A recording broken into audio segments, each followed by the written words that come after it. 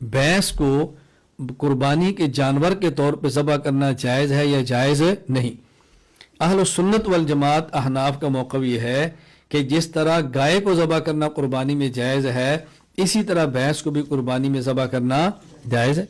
भैंस की कुर्बानी करना जायज़ है, इस पे हमारे दलाइल।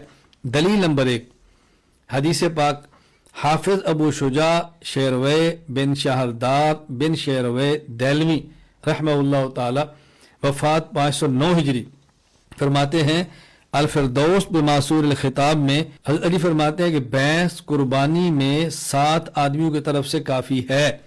हज़रत अली रज़ी अल्लाह ताला अन्हु ने भैंस को कुर्बानी के जानवर शुमार फरमाया।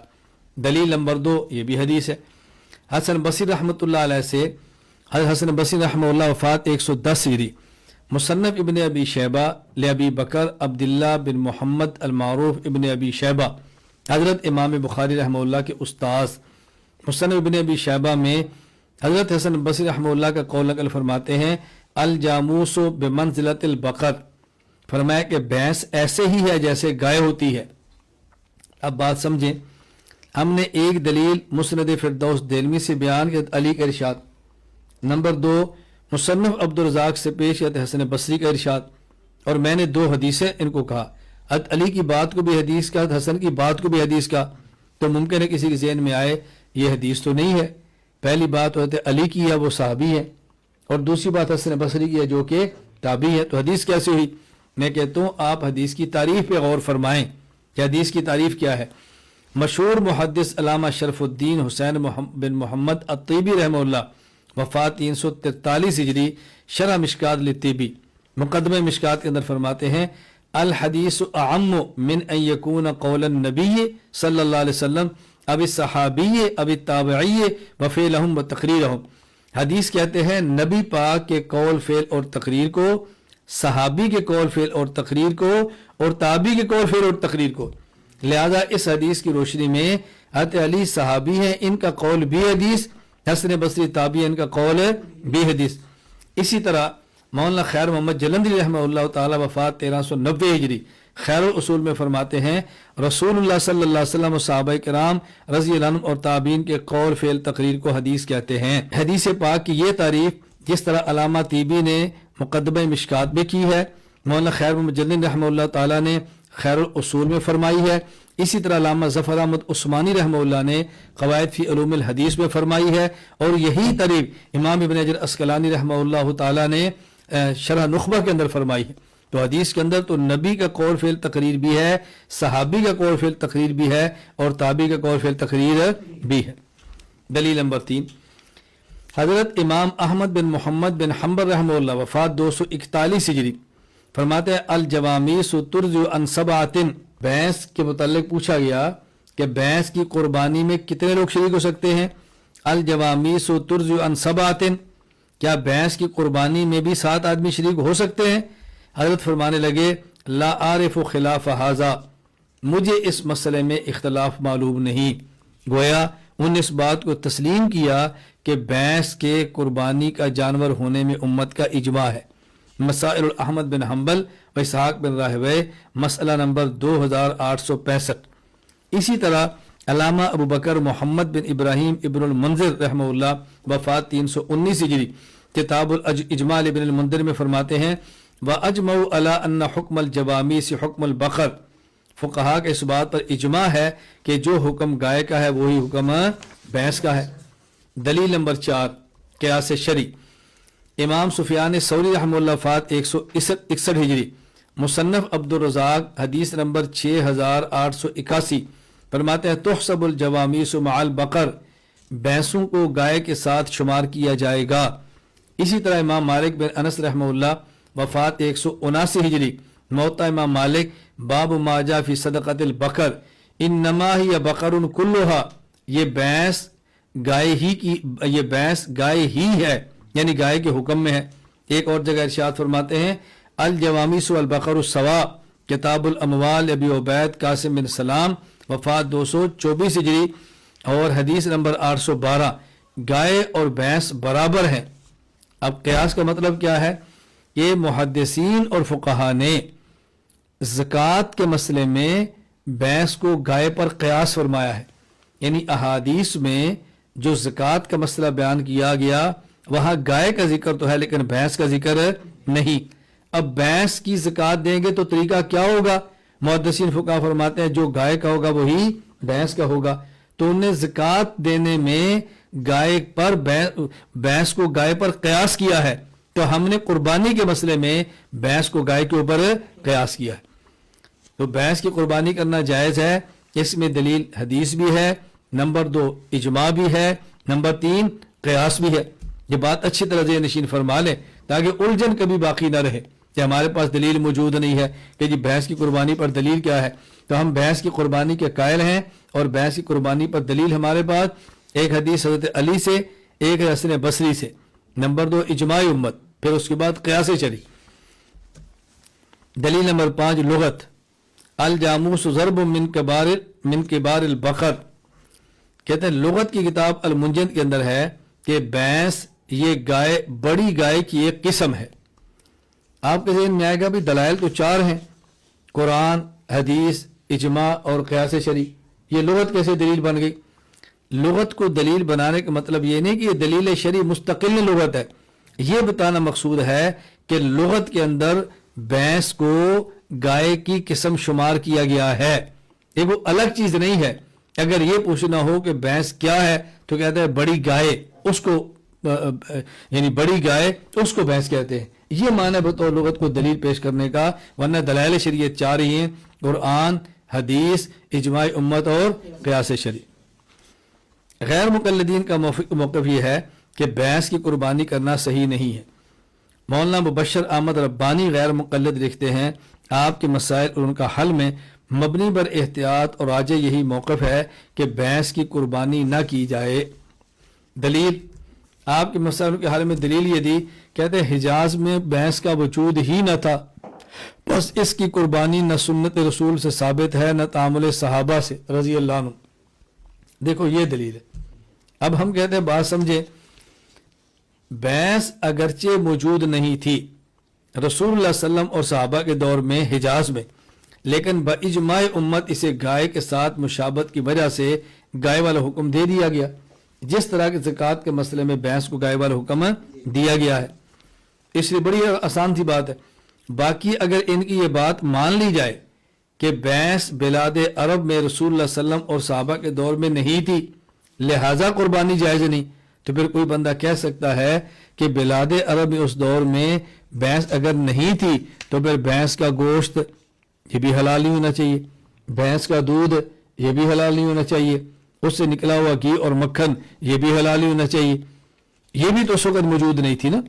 तो इसलिए ये दलील बनाना एक मज़हब का खेज अमर है, इसके अलावा और कुछ भी नहीं।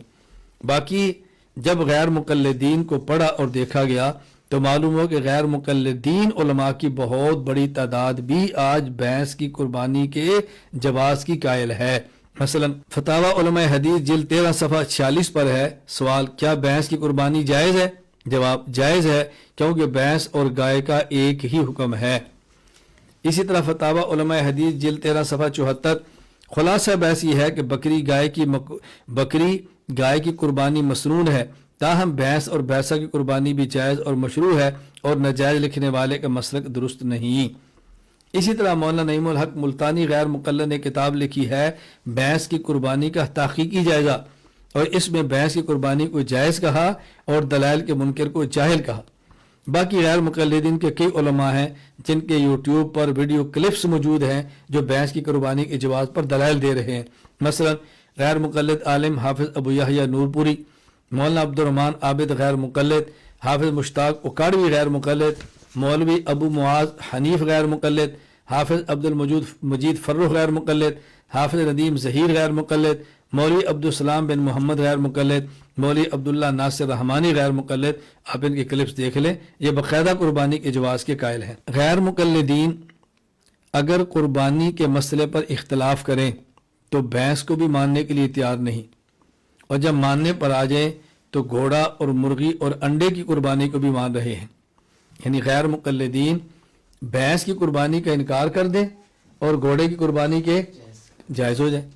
तो गैर मुक़ल्लिदीन का फतावा सतारिया جلد 149 اس میں لکھا ہے کہ گھوڑے کی قربانی جائز ہے۔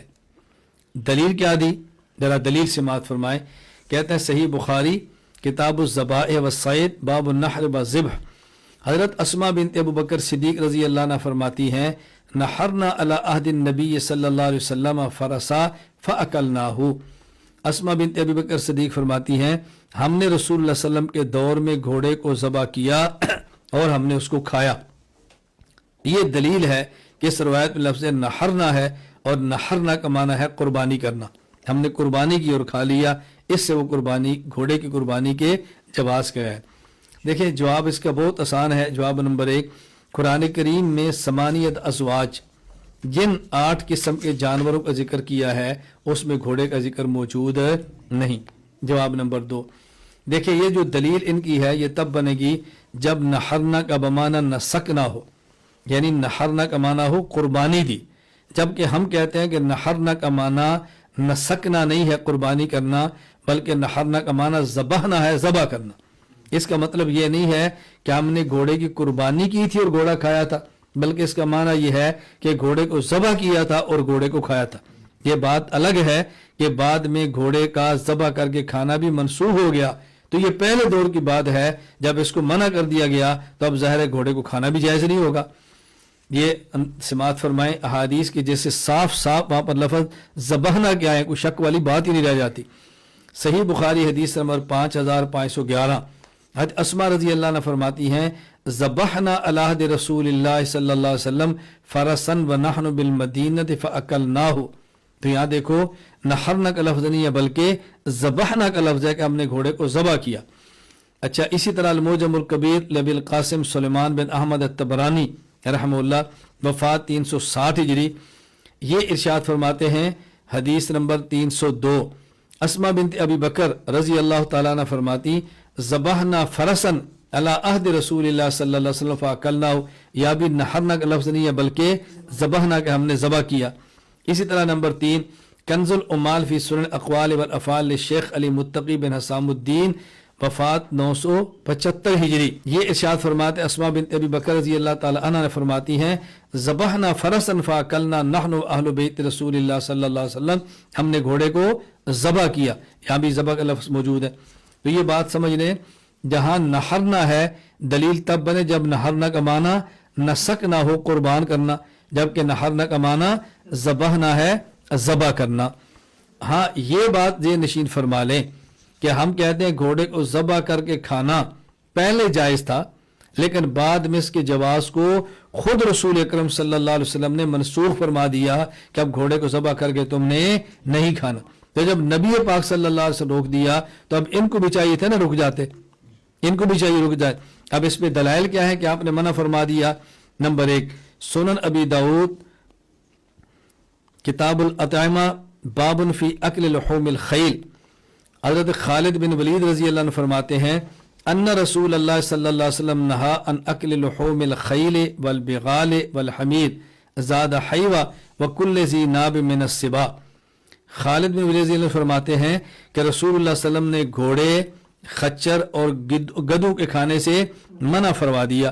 حیوہ راوی نے ایک لفظ کا اضافہ کیا ہے کہ آپ نے فرمایا کہ کچلیوں کے ساتھ کھانے والے درندے کا گوشت کھانے سے بھی آپ نے منع فرما دیا، تو نبی پاک صلی اللہ علیہ وسلم روک دیا۔ اسی طرح حدیث پاک شرح مشکل الاثار لابی جعفر امام طحاوی رحمۃ اللہ شرح مشکل الاثار کے اندر روایت موجود ہے، باب بیان مشکل ما روی عن النبی صلی اللہ علیہ وسلم فی لحوم الخیل من کراہیت ومن اباحت من حدیث جابر بن عبداللہ۔ اسی طرح المعجم الاوسط کے اندر روایت موجود ہے حدیث نمبر 3692، حضرت جابر بن عبداللہ رضی اللہ عنہ فرماتے ہیں لما کان یوم خیبر اصاب الناس مجاعۃ، خیبر کے موقع پر جب لوگوں کو بہت زیادہ بھوک لگ گئی فاخذوا الحمر الاہلیہ فذبحوها وملأوا منها القدور، تو لوگوں نے گھریلو اور پالتو گدھوں کو پکڑا اور ذبح کیا اور ان سے ہانڈیوں کو بھر دیا، یعنی خوب گوشت پکایا۔ فبلغ ذلك النبی صلی اللہ علیہ وسلم فامرنا رسول اللہ صلی اللہ علیہ وسلم فکفأنا یومئذ القدور، جب اللہ کے نبی کو اس بات کی اطلاع ملی تو آپ نے ہمیں حکم دیا کہ ہم ان ہنڈیوں کو گرا دیں۔ آپ معلوم آپ نے حکم دیا کہ ان کو گرا دیں، پر ہم نے ان ساری ہنڈیوں کو گرا دیا۔ حضور نے ارشاد فرمایا ان اللہ عز و جل سیاتیکم برزق و احل من ھذا و اطیب، اللہ تعالیٰ تو میں سے زیادہ حلال اور بخیرہ رزق عطا فرمائیں گے۔ اللہ اکبر۔ فکفأنا یومئذ القدور وہی تغلی، چنانچہ ہم نے اس دن ان ہانڈیوں کو جوش مارنے کی حالت میں گرا دیا۔ پھر رسول اللہ صلی اللہ علیہ وسلم نے فحرم رسول اللہ الحمر الانسیہ والحوم الخیل والبغال وکل ذی ناب من السباع وکل ذی مخلب من الطیر، نبی کریم صلی اللہ علیہ وسلم پالتو گدوں، گھوڑوں، خچروں کے گوشت، کچلوں کے ساتھ کھانے والے درندوں، پنجوں کے ساتھ کھانے والے پرندوں، باندھ کر نشانہ بنائے گئے جانور، وحرم المجسمہ، کسی جانور کو باندھا اور باندھ کر اس کو تیر مار کے ختم کریں۔ اسی طرح درندے کے ہاتھوں چھڑائے گئے جانور جو ذبح سے پہلے ہی مر جائے، کسی جانور کو درندے نے اچک لیا ہو اور آپ پہنچے اس سے پہلے وہ مر جائے، ان تمام جانوروں کو اللہ کے نبی نے حرام قرار دیا۔ وحرم المجسمۃ والخلیصۃ والنہبہ۔ امام نور الدین علی بن ابی بکر سلیمان الحیثمی وفات 807 ہجری فرماتے ہیں رواہ الطبرانی فی الاوسط والبزار باختصار ورجالہما رجال الصحیح، خلا شیخ الطبرانی عمر بن حفص السدوسی وهو ثقۃ مجمع الزوائد و منبع الفوائد۔ مطلب یہ کہ طبرانی نے اوسط میں، بزار نے اختصار کے ساتھ نقل کیا، ان کے رجال سے بخاری کے رجال ہیں، سوائے شیخ طبرانی عمر بن یعنی امام طبرانی کے استاذ عمر بن حفص کے، لیکن وہ بھی ثقہ راوی ہیں۔ مقصد اس روایت کی ثقاہت کو بیان کرنا ہے کہ روایت سند کے اعتبار سے بھی بالکل ٹھیک ہے۔ اسی طرح احکام القرآن للجساس کے اندر موجود ہے، حضرت ابن عباس رضی اللہ عنہ فرماتے انہو کرہ لحوم الخیل وتأول بالخیل والبغال والحمیر لترکبوها وزینہ، یعنی قرآن کریم کے اندر موجود ہے جب قرآن کریم نے فرمایا والخیل والبغال والحمیر لترکبوها وزینہ، کہ اللہ تعالیٰ نے یہاں ذکر فرمایا گھوڑے کا اور خچر کا اور گدھے کا، کیوں؟ اس لیے نہیں کہ گوشت کھاؤ، بلکہ اس لیے کہ تم اس پر سواری کرو اور یہ تمہاری زینت کے لیے ثابت ہو۔ اسی طرح امام اعظم ابو حنیفہ رحمہ اللہ تعالیٰ نے اس آیت سے استدلال فرمایا جو کہ الہدایہ کے اندر موجود ہے۔ امام صلی رحمہ اللہ فرماتے والخیل والبغال والحمیر لترکبوها وزینہ خرج مخرج الامتنان، اس آیت میں اللہ تعالیٰ نے اپنے احسانات کا تذکرہ فرمایا کہ میری یہ نعمت دیکھو، میرا یہ احسان دیکھو کہ میں نے تمہیں گھوڑے دیے، تمہیں خچر دیے، تمہیں گدھا دیا، کیوں؟ تاکہ تم اس کے اوپر سوار ہو، یہ تمہارے لیے زینت ثابت ہو۔ والعقل من اعلیٰ منافعها، اور بہترین منافع سب سے بڑا ان کا گوشت کھانا ہے۔ اگر ان کے گوشت کھانے کا جائز ہوتا تو اللہ تعالیٰ یہاں پر گوشت کھانے کا ذکر بھی فرماتے نا، والحکیم لا یترک الامتنان باعلی النعم ویمتن بادناها، ایسا کبھی نہیں ہوتا کہ حکمت والا جب اپنے احسانات جتلائے تو ادنا احسان جتلائے اور اعلیٰ کو چھوڑ دے، یعنی گھوڑے پر سوار ہونا یہ بھی نعمت ہے، گدھے پر سوار ہونا یہ بھی نعمت ہے، خچر پر سوار ہونا یہ بھی نعمت ہے، لیکن اس سے بڑی نعمت تو گوشت کو کھانا ہے۔ اللہ تعالیٰ اپنی نعمتیں گنوا رہے ہیں، اگر گوشت کھانا جائز ہوتا تو اللہ تعالیٰ ان پر سواری کی نعمت کا ذکر بعد میں کرتے اور گوشت کھانے کا ذکر پہلے فرماتے، اور نہیں فرمایا۔ اس سے معلوم ہوتا ہے کہ ان کے گوشت کو کھانا مکروہ ہے، جائز نہیں۔ فقہائے کرام نے گھوڑے کے گوشت کے مکروہ ہونے کی بالکل صراحت فرمائی ہے۔ علامہ علی بن ابی بکر بن عبد الجلیل المرغینانی رحمہ اللہ تعالی وفات 593 ہجری، الہدایہ کتاب الذبائح فصل فیما یحل اکل وما لا یحل، فرماتے ہیں ویکرہ لحم الفرس عند ابی حنیفہ رحمہ اللہ وقول مالک، امام ابو حنیفہ امام مالک دونوں کے ہاں گھوڑے کا گوشت کھانا مکروہ ہے۔ اسی طرح التوضیح لشرح جامع الصحیح باب لحوم الخیل میں امام ابو حفص عمر بن علی المعروف ابن الملقن وفات 804 ہجری فرماتے ہیں فکرہہ مالک وابو حنیفہ والاوزاعی ونقل عن مجاہد وابی بکر الاسم والحسن البصری، امام ابو حنیفہ، امام اوزاعی، امام مجاہد، امام بکر اسم، حسن بصری، ان تمام کے ہاں گھوڑے کا گوشت کھانا مکروہ ہے۔ تو جب گھوڑے کا گوشت کھانا ہی جائز نہیں تو گھوڑے کو قربانی کے اندر ذبح کرنا کیسے جائز ہوگا؟ باقی غیر مقلدین کے ہاں مرغ کی قربانی بھی جائز ہے، غیر مقلدین کے ہاں انڈے کی قربانی بھی جائز ہے۔ فتاوی ستاریہ جلد 272 مرغ کی قربانی جائز ہے، فتاوی ستاریہ جلد 440 انڈے کی قربانی جائز۔ دلیل کیا پیش کیا؟ دلیل سماعت فرمائیں۔ صحیح بخاری کتاب الجمعہ باب فضل تہجیر یوم الجمعہ، یعنی یہ باب قائم فرمایا کہ جلدی جمعے کے لیے جائیں تو کیا فضیلت ہے۔ حضرت ابو हुरैरा रज़ी अल्लाह अन्हु फरमाते हैं रसूलुल्लाह सल्लल्लाहु अलैहि वसल्लम ने इरशाद फरमाया इज़ा काना यौमुल जुमा काना अला कुल्लि बाब मिन अबवाबिल मस्जिद मलाइका यक्तुबून अल अव्वल फल अव्वल। जब जुम्मे का दिन होता है तो मस्जिद के हर दरवाजे पर मलाइका होते हैं, वो लिखते हैं कौन आया, पहले कौन आया, उसके बाद कौन आया, उसके बाद कौन आया। फ़ैज़ा जलसल इमाम तवबुल मुस्सहफ़, और जब इमाम मिंबर पर बैठ से खुतबा देने के लिए फिर वो अपने जिस्र को लपेट देते हैं। बजाओ यस्तमिऊन ज़िक्रा, फिर वो भी खुतबा सुनते हैं। मसल मुहाजिर, जो सबसे पहले आए, उसकी मिसाल ऐसे अल्लज़ी युहदिल बादना, उस शख्स की तरह है कि जिसने ऊँट का सदका किया। सुम्मा कल्लज़ी युहदी बकरा, फिर वो शख्स जो दूसरे नंबर पर आया उसको अजर मिलेगा गोया उसने गाय को सदका किया। सुम्मा कल्लज़ी युहदिल कबश, फिर तीसरे नंबर पर जो आया उसको अजर मिलेगा गोया उसने मेंढे को ज़बह किया। सुम्मा कल्लज़ी युहदिल दजाजा, फिर पांचवें नंबर पर जो है उसको अजर मिलेगा कि गोया उसने मुर्गी को ज़बह किया। सुम्मा कल्लज़ी युहदिल बैज़ा, फिर जो है तो उसको ऐसे अजर मिलेगा गोया उसने अंडे का सदका किया है। सबसे पहले ऊँट के सदके का अजर, दूसरे को गाय के सदके का अजर, तीसरे को मेंढे के सदके का अजर, चौथे को ये मुर्गी का अजर और पांचवें को अंडे के सदका करने का अजर। कहते हैं इसमें लफ्ज़ युहदी है, इहदा का माना कुर्बानी करना, लिहाजा हदीस में मुर्ग और अंडे की कुर्बानी का जवाब साबित हो रहा है। देखिए सवाल ये है, जवाब समाअत फरमाएं। या लफ्ज़ युहदी, अहदा युहदी इहदाअन का माना सदका और खैरात करना है, कुर्बानी करना नहीं। कुर्बानी की लफ्ज़ आता है इराक़तुद्दम, इराक़तुद्दम, तो इसमें इस मुराद कुर्बानी करना नहीं बल्कि इससे मुराद सदका करना है। मुहद्दिस अल्लामा ज़फ़र अहमद उस्मानी रहमहुल्लाह 1396 हिजरी इलाउस्सुनन में फरमाते हैं वल हक़्क़ु अन्नल इहदाअ मुफ़स्सरुन बित्तसद्दुक़ दून इराक़तिद्दम बिदलील ज़िक्रिल बैज़ा। देखो हक़ ये है कि यह इहदा का माना है तसद्दुक़, सदका करना, ना कि खून बहाना। इसकी दलील क्या है? इस हदीस पाक में सबसे आखिर में सुम्मा युहदिल बैज़ा, अंडे का जिक्र भी है। अंडे को आप ज़बह करके कुर्बानी नहीं कर सकते, सदका ही कर सकते हैं ना, इसलिए अंडे का आखिर में जिक्र करने इस बात की दलील है कि यहाँ कुर्बानी करना मुराद नहीं बल्कि सदका करना मुराद है। अच्छा, इसी तरह सही मुस्लिम की अगर आप हदीस पाक पर गौर करें तो बात और खुल जाएगी। हज़रत अबू हुरैरा रज़ी अल्लाह अन्हु फरमाते हैं कि रसूलुल्लाह सल्लल्लाहु अलैहि वसल्लम ने इरशाद फरमाया मन इग़्तसल यौमल जुम्मत गुस्लल जनाबा, जिस शख्स ने जुम्मे के दिन गुस्ल जनाबत किया, सुम्मा राहा, फिर वो मस्जिद की तरफ चला, फ़कअन्नमा क़र्रब बदनतन।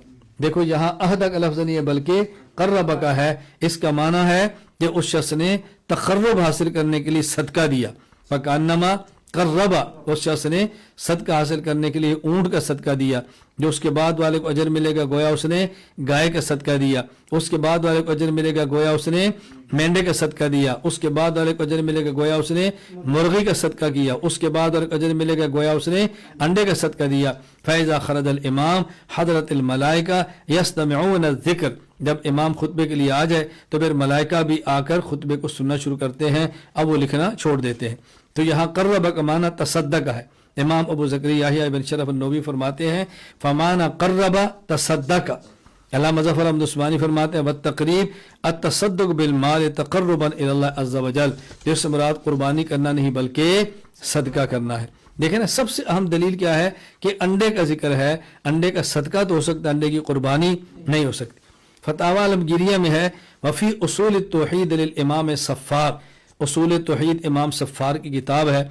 और इमाम सफ़ार मशहूर मुतकल्लिम मुहद्दिस फ़क़ीह अबुल क़ासिम अहमद बिन आसमा अल बल्खी रहमतुल्लाह 326 हिजरी है।